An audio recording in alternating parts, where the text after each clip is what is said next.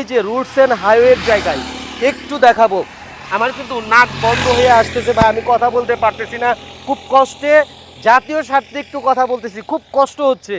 এই যে দেখেন, এগুলো হচ্ছে মুরগির লেদা, ব্রয়লার মুরগির লেদা, এগুলো কিন্তু মহাসড়কের পাশে ফেলানো হচ্ছে। এবং যারা এই পাশ দিয়ে যান তাদের যে কি অবস্থা হয় আল্লাহ মাহবুদ, মানে আল্লাহ জানেন এবং ওই ব্যক্তি জানেন যে কি অবস্থা হয়, এগুলোর যে কি দুর্গন্ধ। স্বাভাবিকভাবে সেই ইয়াগুলো, ময়লার যে মুরগির যে লেদাগুলো, বিষ্ঠাগুলো, এগুলো কিন্তু এখানে ফেলে রাখা হয়েছে বস্তা আকারে। এই পাশেই কিন্তু রয়েছে মুরগির ফার্ম এবং বিভিন্ন জায়গায়। এখন কে বা কারা এগুলো ফেলেছেন এমন তথ্য কিন্তু আমার জানা নেই। তবে এই মুরগির লেয়ারের যে বস্তাগুলো দেখেন, এগুলো মনে হচ্ছে তরতাজা, নতুন।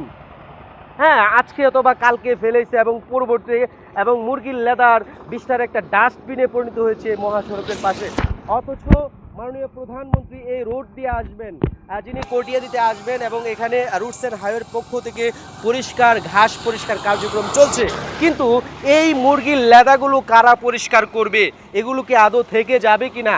এবং আমি সংশ্লিষ্ট কর্তৃপক্ষ রুটস অ্যান্ড হাইওয়ে থেকে শুরু করে কিশোরগঞ্জ জেলা প্রশাসনের কাছে অনুরোধ জানাবো, এইভাবে কিশোরগঞ্জ টু ভৈরব যে আঞ্চলিক মহাসড়ক আছে, বিভিন্ন জায়গায় যেখানে ছড়িয়ে ছিটিয়ে এভাবে মুরগির বিষ্ঠাগুলো এইভাবে প্যাকেট করে বস্তা ভরে রেখেছে, এগুলো আপনারা দ্রুত পরিষ্কার করার ব্যবস্থা করুন। রাস্তার ঘাস যেমন পরিষ্কার করছেন সৌন্দর্য বর্ধনের জন্য, তেমনইভাবে এগুলো নাগরিকদেরও কিন্তু সমস্যা হচ্ছে। প্রধানমন্ত্রী আসবেন সেটি একটা বিষয়, কিন্তু আলটিমেটলি আমরা যারা সাধারণ মানুষ আছি, প্রতিদিনিয়ত এখান দিয়ে যারা অটো, সিএনজি, মোটর সাইকেল, বাস যাত্রী বা হেঁটে যান, তারা কিন্তু প্রচুর কষ্ট করে এই দুর্গন্ধের জন্য। আল্লাহর হস্তে আমাদের এই দুর্গন্ধ থেকে রক্ষা দিন এবং আমাদেরকে আপনারা এই দুর্গন্ধ থেকে পরিবেশকে বাঁচান।